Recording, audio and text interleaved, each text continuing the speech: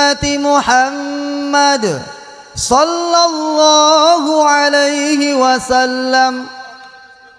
Asyhadu an la ilaha illallah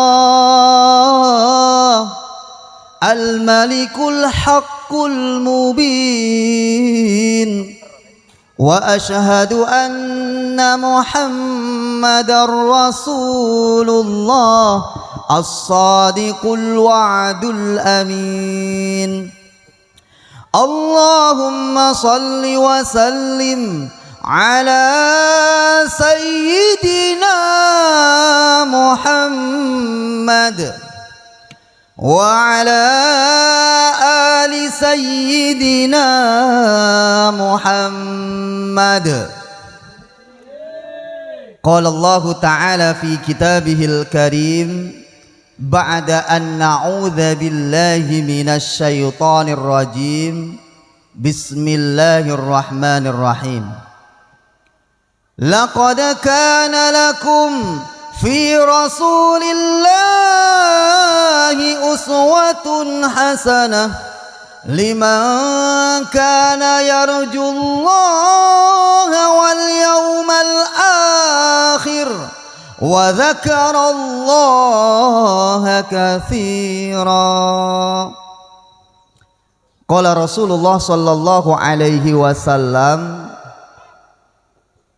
ana khatamun nabiyyin la nabiyya ba'di wa antum akhirul umam la ummata ba'dikum.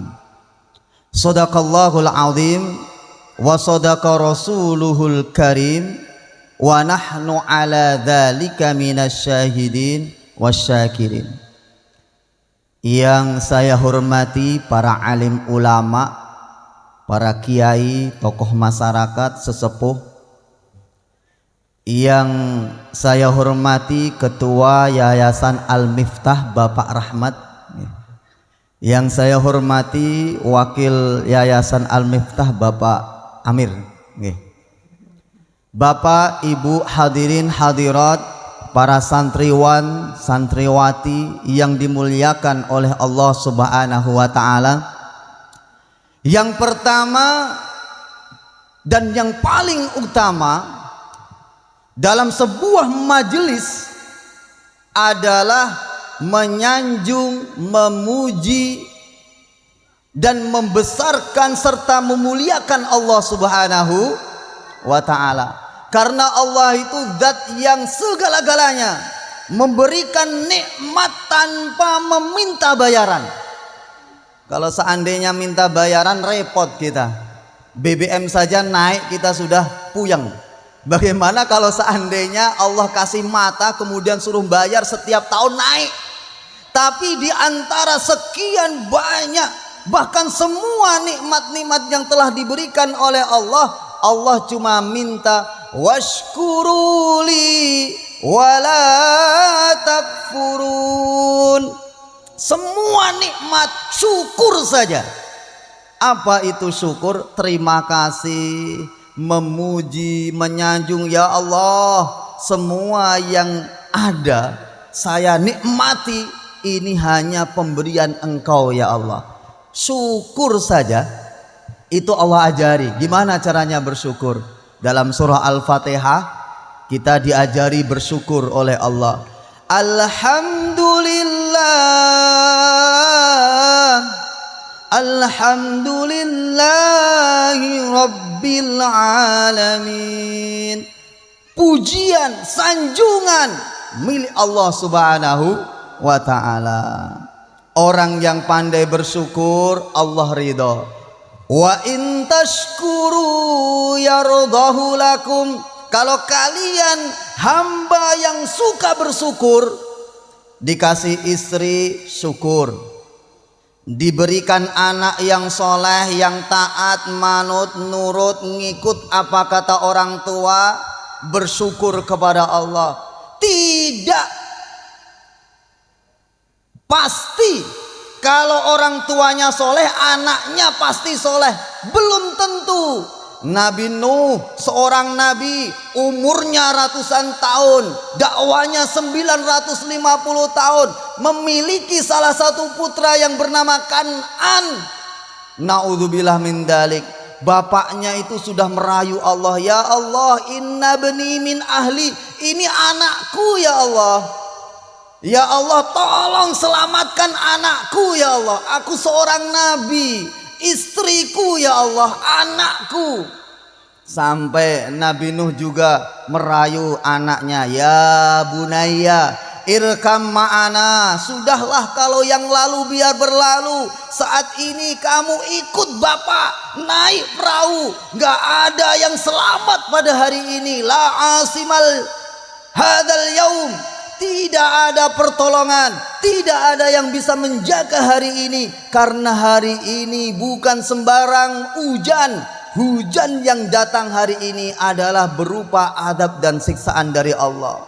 Tapi apa kata anaknya? Wahai bapak, aku akan pergi ke gunung, aku akan lari ke bukit. Tidak akan pernah ada ceritanya yang namanya banjir bisa melahap gunung. Akhirnya anaknya pergi ke gunung. Apa yang terjadi? Anaknya seorang nabi mati mengenaskan. Maka kalau kita punya anak pinter tadi, ada yang bisa ceramah, ada yang sholawat, kemudian berprestasi, ini luar biasa, nikmat yang sangat luar biasa dari Allah. Mungkin orang tuanya nggak pinter, nggak pandai baca Al-Quran, tapi anaknya dari sejak umur 10 tahun, umur 7 tahun sudah bisa baca Al-Quran. Penyelamat, syafaat nanti di akhirat. Apalagi kalau anaknya menjadi hafal Al-Quran, luar biasa. 10 anggota keluarga yang wajib divonis masuk ke dalam neraka, anaknya hafal Al-Quran, menghalalkan Al-Quran, mengharamkan Al-Quran. Orang tuanya karena muslim saja Allah selamatkan, Allah angkat dari kesengsaraan, dipindah ke dalam surga. Jadi kalau orang tua mungkin gak sempat baca Al-Quran, sholat masih bolong-bolong, anaknya hantar ke sekolah agama, belajar ilmu agama. Itu aset kita, itu adalah tabungan kita di akhirat. Gak apa-apa, masih kecil. Yang penting dia bisa belajar agama. Hadirin rahimakumullah wa akramakumullah. Yang pertama, bersyukur kepada Allah. Yang kedua, bersolawat kepada Nabi. Bersolawat kepada Nabi. Ini kan bulan Rabiul Awal, di mana-mana, hampir di setiap rumah ya. Kalau orang Madura itu setiap rumah pasti ada acara maulid. Datangkan orang, memperingati kelahiran Rasulullah, bangga, senang.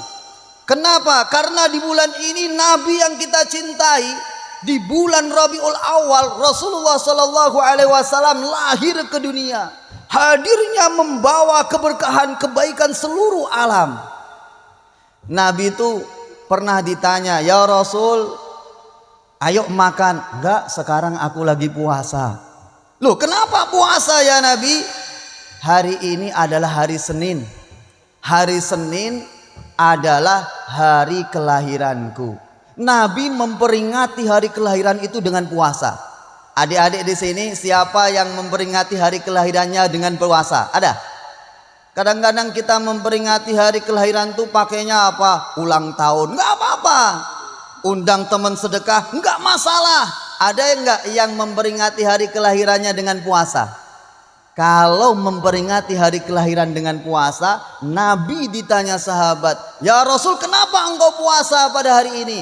Ini adalah hari Senin, hari aku dilahirkan.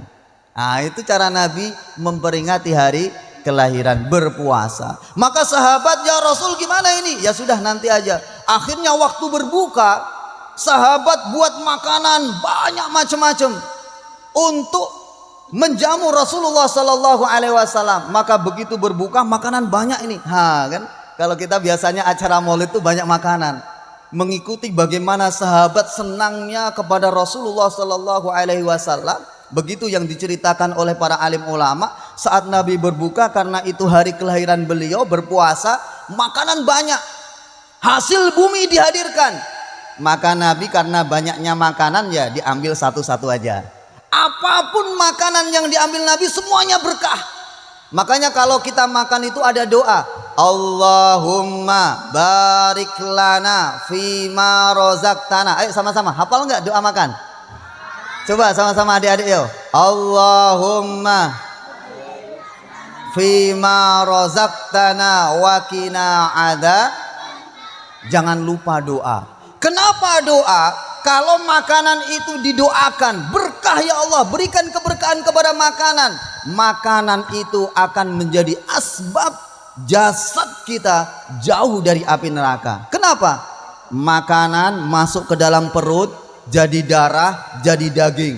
Daging dan darah yang kemasukan berasal dari makanan berkah, Allah singkirkan dari api neraka. Wakina adzabannar. Maka makanan-makanan bekas ulama, bekas masyaikh, bekas habaib jangan disia-siakan, berkah di dalamnya. Kalau sudah berkah, maka Allah Subhanahu wa taala jauhkan daripada api neraka. Makanya kalau ada orang nikah, itu doanya apa? Berkah. Laki-laki perempuan pergi ke pak penghulu belum mahram, dosa kalau bergandengan tangan. Tapi begitu sudah ada acara akad nikah, angkah tuka wa zawwajtuka, akhirnya sang laki-laki mengatakan qabil tu, saya terima. Maka semua orang-orang mendoakan keberkahan. Barakallahu lakuma wa baraka alaikuma wa jama'a bainakuma fi khair. Allah mendoakan keberkahan. Maka dari ujung rambut sampai ujung kaki berkah semuanya. Jadi kalau seandainya sudah nikah kemudian nggak bisa menikmati dari ujung rambut sampai ujung kaki, wah dia nggak paham tentang berkahnya pernikahan. Apalagi Pak Ustadz Mu'alim tadi, Allahu Akbar, luar biasa. Di sana dan di sini serta begitu Pak. Tapi insya Allah berkah, luar biasa. Bapak Ibu yang dirahmati oleh Allah Subhanahu wa taala, maka karena ini hari kelahiran Nabi, kita banyak bersolawat kepada Nabi.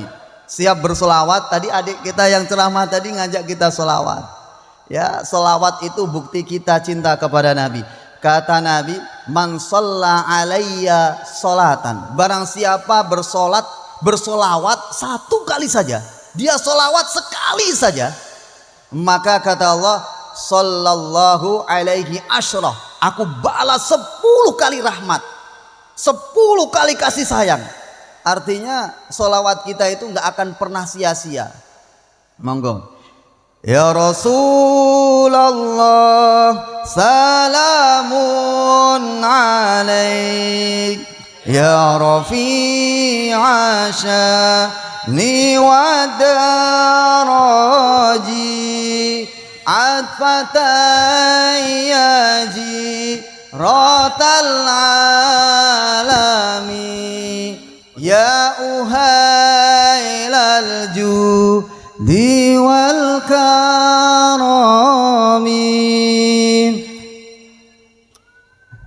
Terus apa? Kekasih kita Nabi Muhammad, dambaan kita Nabi Muhammad, pemimpin kita Nabi Muhammad, idola kita Nabi Muhammad. Monggo. Ya Rasulullah, salamun alaik, ya Rafi'a sya'ni wa daraji, atfatayyaji ratal alami, ya uhailal judi wal karami. Tema kita pada pagi hari ini adalah mencintai teladan Nabi Muhammad sallallahu alaihi wasallam. Cinta hanya kepada Rasulullah sallallahu alaihi wasallam. Orang-orang Islam memang sudah seharusnya lebih mengetahui sejarah Nabi, perjalanan hidup Nabi, jejak Rasulullah daripada orang-orang selain Nabi. Kenapa? Karena sejarah itu membuat kita akan memilih jalan siapa yang akan kita ikuti. Kalau sejarah Nabi aja nggak paham, nggak ngerti, gimana mau mengikuti Rasulullah Sallallahu Alaihi Wasallam? Nabi kita Muhammad diutus oleh Allah ke dunia itu ada tujuannya. Tujuan yang pertama Nabi kita diutus oleh Allah adalah menebar kasih sayang. Wa ma arsalnaka illa rahmatan lil alamin. Tujuan Nabi diutus oleh Allah adalah sebagai rahmat, menebar kasih sayang. Makanya syariat Nabi itu asasnya mudah, asasnya kasih sayang. Ad-dinu yusrun, agama itu mudah, agama itu penuh dengan kasih sayang. Di antara sekian banyak umat sebelum Nabi Muhammad, umat yang paling banyak pengikutnya, Nabi yang paling banyak pengikutnya Nabi Muhammad. Kenapa? Syariatnya mudah, gampang. Dulu kalau seandainya pakaian kita najis harus dibuang. Syariat Nabi Muhammad mudah. Pakaian kalau kena najis cuci saja, hilang bau, hilang warna, hilang rasa, suci lagi. Dulu harta rampasan haram, syariat Nabi Muhammad halal. Kan? Kemudian kalau di dalam ibadah, sholat umpamanya, kalau dalam perjalanan sholat itu tidak harus tepat waktu. Ada namanya sholat jama', berat sholat jama', sholat qashar yang 4 jadi 2 mudah. Gak bisa berdiri dengan duduk, gak bisa duduk dengan baring, gak bisa dengan berbaring dengan gerakan hati. Mudah. Kok sampainya orang Islam gak mau sholat? Na'udzubillah min dalik. Masa sholat gak bisa? Sholat tidak harus di masjid, sholat tidak harus di musola. Lagi kerja, dodo sawit, dengar adzan, bawa pakaian yang bersih, bawa sajadah, sholat di situ, sah sholatnya. Saking mudahnya sholat tuh. Yang penting jangan di WC, yang penting jangan lagi ngumpul sama istri. Itu nanti sholatnya bisa nggak jadi. Mudahnya sholat. Nabi Muhammad itu menebar kasih sayang. Dalam urusan muamalah lebih mudah lagi. Kata Nabi, kalau muamalah itu jangan seperti orang-orang kafir. Orang kafir itu senangnya riba. Kalau orang Islam enggak. Kalau kamu ingin memperbanyak harta, jangan riba, tapi sedekah. Dalam ayat ahallallahul bai'a wa harramar riba, kemudian kata Allah wa yurbis shadaqat. Kalau kalian muamalah itu banyakin sedekah. Kalau sedekah orang tuh seneng. Kalau orang sudah seneng, jangankan yang enggak dia sukai, yang disukai pun dikasihkan. Contohnya begini, bapak ibu sebelum jadi suami istri kira-kira mau nggak korban untuk wanita yang belum tentu jadi istrinya? Nggak mau. Umpamanya bapaknya suruh ngasih uang ke saya, nggak mau.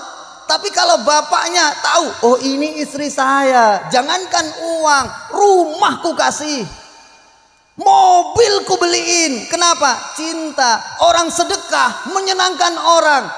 Akhirnya bagaimana? Kalau beli ke Pak itu aja. Kenapa? Dia baik orangnya. Kalau kita bawa anak, anak kita dikasih.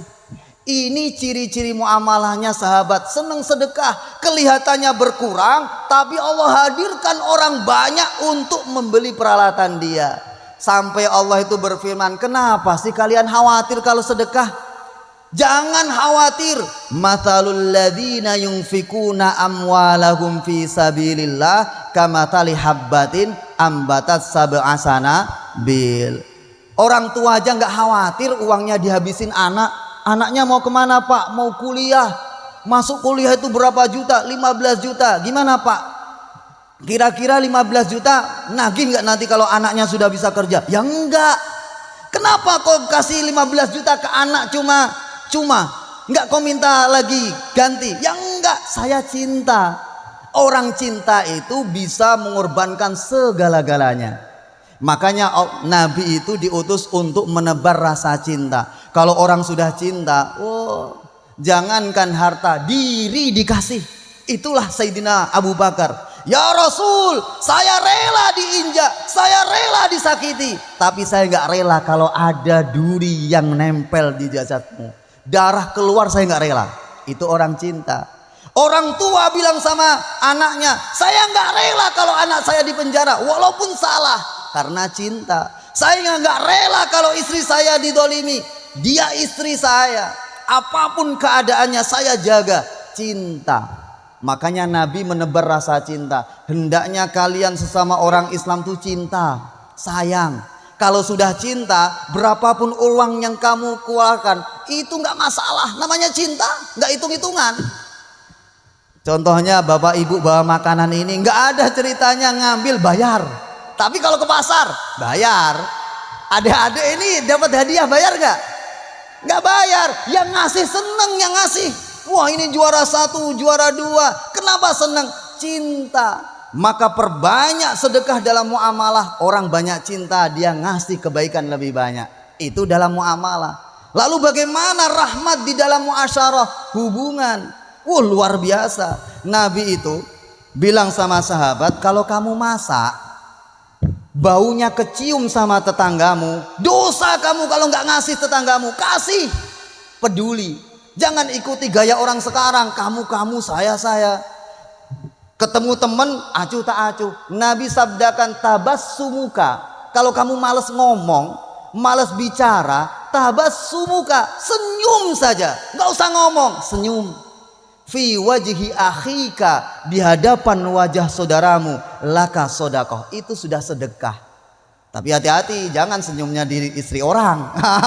Senyum di istri orang, wah repot nih. Bapak ada hati dengan saya, ada caranya. Senyum gak sembarangan. Senyum sesama jenis, sama siapapun, sama istri orang, sama perempuan, jangan senyum. Dikiranya, wah ini ngapain nih, dia senyum-senyum. Jangan-jangan ada hati, ada cinta. Enggak, senyumnya sama saudara yang sesama jenis. Males ngomong, males bicara, senyum saja. Bertemu istrimu, jangan gedebak-gedebuk. Kata Nabi, pakailah muqaddimah dulu. Ngobrol, sanjung, kasih hadiah, baru diajak ke langit ke atas. Kan begitu malam Jumat kan gitu. Jangan langsung ketemu, apa Bu, ayo langsung aja gedebak-gedebuk. Gak boleh, ini nanti anaknya jadi anak yang soleh. Jangan sembarangan. Tenangkan dulu. Istri suruh pakai wangi-wangian dulu, suaminya pakai baju yang bagus, kalau perlu sholat dulu. Kenapa? Ini nanti anak kita anak yang terbaik. Ada cerita, seorang suami istri sudah punya rancangan. Anak kita nanti pokoknya jadi anak yang hafid alim. 5 menit lagi. Anak yang hafid, anak yang alim. Begitu mereka melakukan hubungan, Allah terima benihnya. Beberapa bulan kemudian, 9 bulan 10 hari umumnya kita anaknya lahir. Begitu lahir, umur beberapa tahun bapaknya mati. Ibunya, waduh saya nggak kerja, suami saya meninggal, anak saya masih kecil. Harapan kami berdua anaknya jadi anak yang hafid, anak yang alim. Kayak apa ini perjalanannya? Seorang wanita yang soleha, dia bilang, nak kamu tetap belajar. Harapan orang tuamu, kamu harus hafal Al-Quran.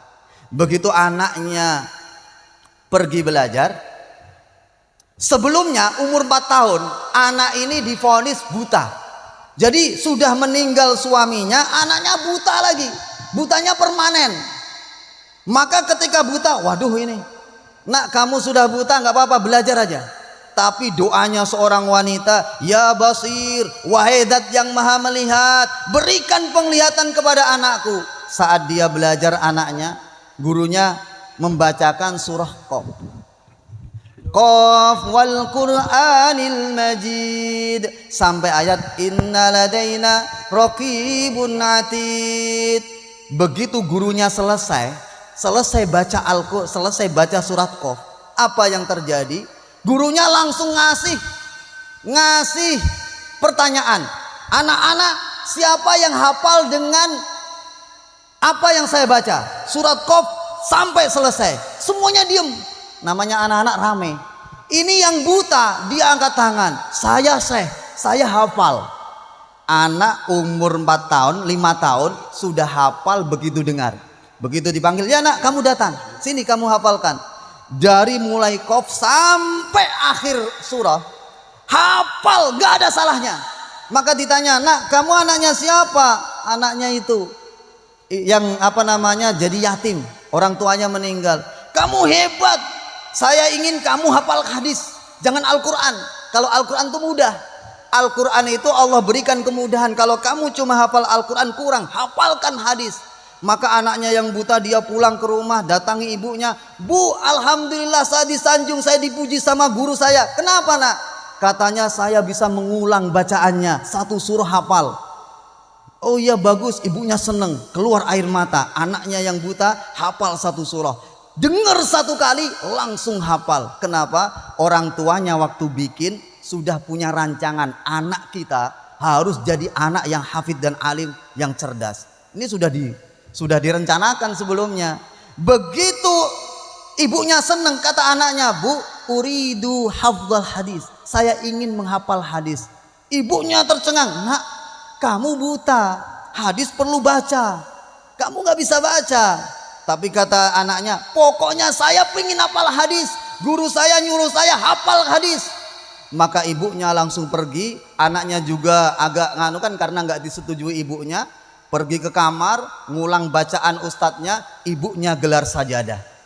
Saat gelar sajadah, dia doa berkali-kali, ya Basir, ya Dzal Quwwatil Matin, ya Basir, wahai Zat yang maha melihat, id basirah, kembalikan mata anak saya ya Allah. Doa berkali-kali sampai akhirnya anaknya ketika baca surah Qaf, di tengah-tengah baca Allah kembalikan matanya.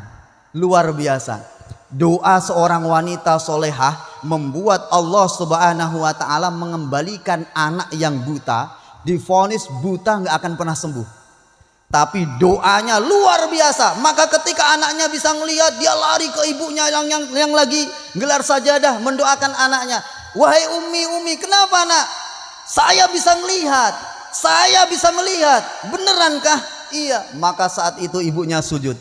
Apa yang terjadi? Dia menjadi hafal hadis ratusan hadis. Siapa dia? Imam Bukhari. Imam Bukhari dulu pernah buta, hafal hadis. Umur 5 tahun sudah menghafal Al-Quran. Siapa dia? Orang tuanya itu mati ketika dia masih umur 4 tahun. Tapi cita-cita orang tuanya luar biasa. Ini hadirin yang dirahmati oleh Allah Subhanahu wa ta'ala. Maka Rasulullah Sallallahu Alaihi Wasallam menanamkan rasa cinta. Wa ma arsalnaka illa rahmat. Jangan dilupakan, syariat dibawa dengan rahmat, muamalah dibawa dengan rahmat, muasyarah dibawa dengan rahmat. Jangan sampai sekali-kali membawanya dengan kekerasan. Hadirin yang dirahmati oleh Allah Subhanahu wa ta'ala, Nabi ditegur oleh Allah. Fabima rahmatim minallahi lintalahum. Baik Muhammad, kamu itu punya pengikut banyak itu karena apa? Rahmat dari Allah. Karena kasih sayang, kecintaan yang Allah tanamkan dia dalam hatimu. Kalau kamu keras, kalau kamu kasar, lang faddu min haulik, orang-orang tuh lari, nggak ada yang mau ngikut kamu. Yang mau dekat kamu nggak ada. Kalau kamu keras, maka fa'fu anhum, senjata Nabi. Fa'fu anhum, maafkan mereka. Yang kedua, wastaghfir lahum, mintakan ampunan mereka. Bukan mencaci maki, bukan menghina. Yang ketiga, Wasyawirhum fil amr, jangan jauhi, dekati dia, ajak musyawarah apa maunya, kalau perlu tolong segala pekerjaannya. Nabi mengajak Bilal itu nggak ngomong, dibantu. Nabi mengajak orang buta nggak nasihat, tapi disuapi, langsung masuk Islam. Karena Nabi bersabda, saking mudahnya Islam itu, man kana akhiru kalamihi la ilaha illallah dakhalal jannah. Siapapun yang mengucapkan la ilaha illallah di akhir hayat masuk surga. Lah kalau dia itu nggak sholat, kalau dia nggak berpuasa, kata Nabi, wa in zana wa in sarok, walaupun dia zina, nggak perlu jawab yang itu, walaupun dia pernah zina, walaupun dia pernah mencuri, kalau dia mengucapkan la ilaha illallah masuk surga. Cuma kan nggak tahu berapa lama dalam neraka karena tidak sholat. Maka kata Allah, Allah itu saking sayangnya, bukan hanya engkau wahai Muhammad yang kuutus dengan kasih sayang, aku pun ingin dipanggil dengan sayang. Bismillahirrahmanirrahim. Nama Allah banyak, tapi dua yang dimasukkan dalam lafaz bismillah. Bismillahirrahmanirrahim. Aku itu adalah zat yang penuh dengan kasih sayang. Saking sayangnya Allah, Allah sampaikan dalam Al-Quran, Qul ya ibadi, wahai hambaku, bukan wahai pendosa, wahai penzina, wahai pemabuk, tapi wahai hambaku, alladzina asrafu, yang telah melampaui batas, ala anfusihim, wahai hambaku yang kamu sudah terlalu jauh, wahai hambaku yang kamu sudah berada dalam kemaksiatan begitu lama, la taqnatu mir rahmatillah, la taqnatu mir rauhillah. Jangan pernah berputus asa dari rahmat Allah. Rahmat Allah itu luas. Inna rahmati wasi'at kulla syai'. Inna rahmati ghadibat taglibu ghadabi, mengalahkan amarahku. Rangkul, datangkan, kalau dia bertobat, dia menjadi hamba yang lebih hebat. Kadang-kadang orang suka nangis itu ketika taat, kenapa? Karena dia menyesali dosa yang begitu banyak. Ada orang dari pesantren dari kecil nggak bisa nangis, kenapa? Karena merasa nggak pernah berdosa. Dari mulai sejak SD, saya dulu SD masuk pesantren disuruh nangis berat, mengingat dosa kurang. Kenapa? Tapi kalau orang sudah banyak dosa, dia ingat, ya Allah saya sudah membunuh 99 orang, gimana ini rasanya, nangisnya luar biasa. Bukan masalah dosanya, pertaubatannya itu yang Allah suka.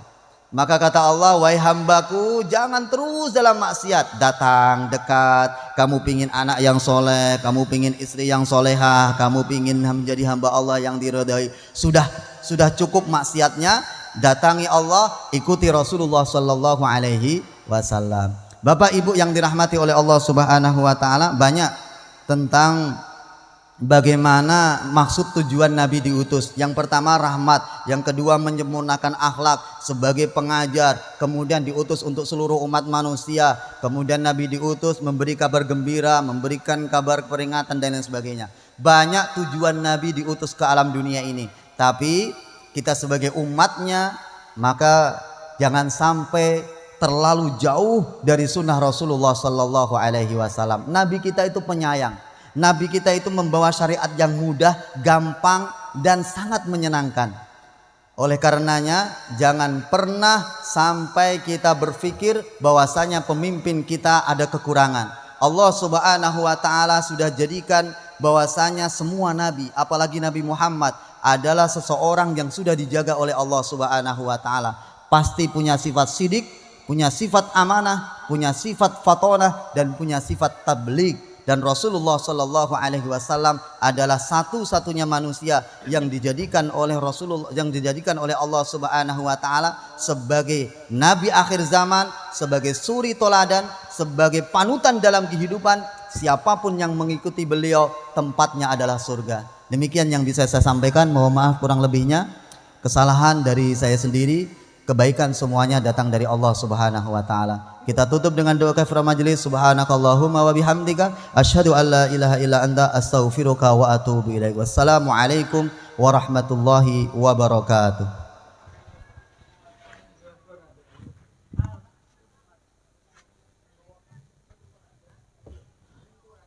Waalaikumsalam warahmatullahi taala wabarakatuh.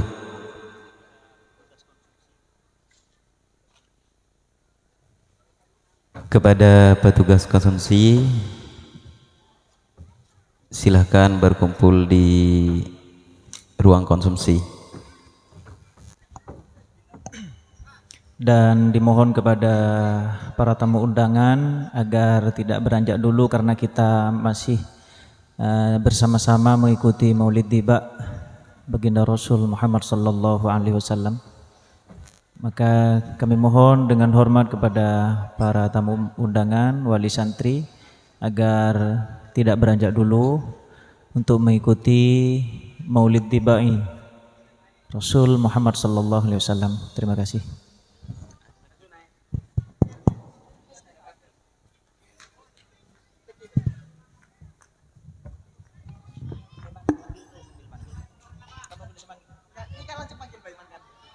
Ya, sambil kita sejenak untuk pembagian konsumsi, ini kami panggil festival lomba sholawat tiba yang diadakan setiap tahun di sini. Alhamdulillah, juara pertama diraih oleh kelas 1 Wusto. Ya, kelas 1 Usto, silakan perwakilan ketua kelasnya untuk lomba Maulid Tiba. Kemudian juara kedua diraih oleh kelas 1 Ula, asuhan Ustadz Herman. Juara ketiga diraih oleh kelas 2 Ula, asuhan Ustadz Muhammad Ali. Dan sebagai harapan diraih oleh kelas Sifir. Silahkan perwakilan dari kelasnya untuk mengambil hadiah di atas pentas. Untuk memberikan hadiahnya kami mohon kepada Ustadz Muslim dengan Ustadz As'ad.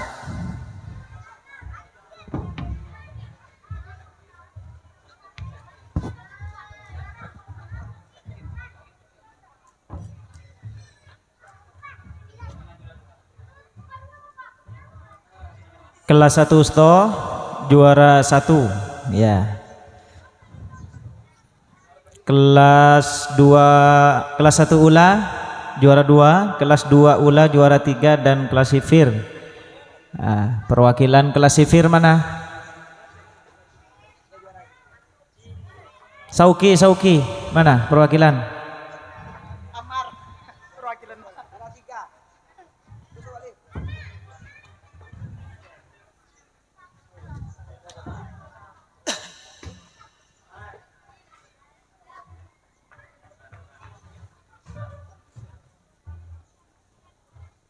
Nah, ini kelas Sifir, Pak Sakir, kelas Sifir.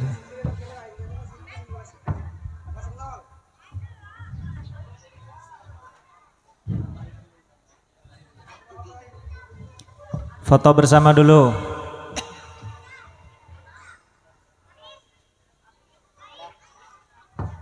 Ya. Ustadz Muslim jangan langsung turun, langsung di atas ya.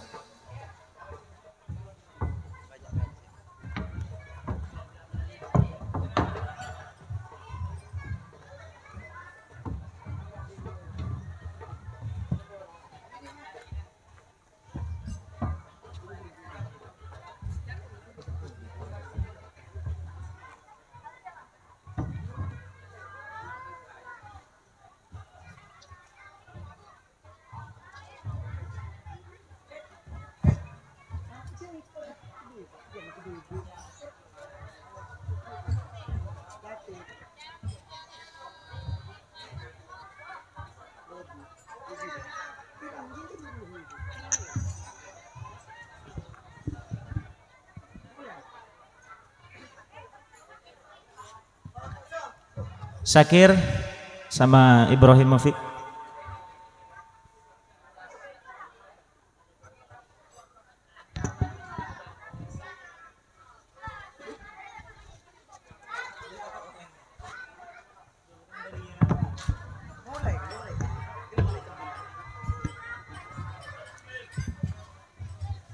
اللهم صل وسلم وبارك عليه وعلى آله وصحبه يا رب صل على محمد يا رب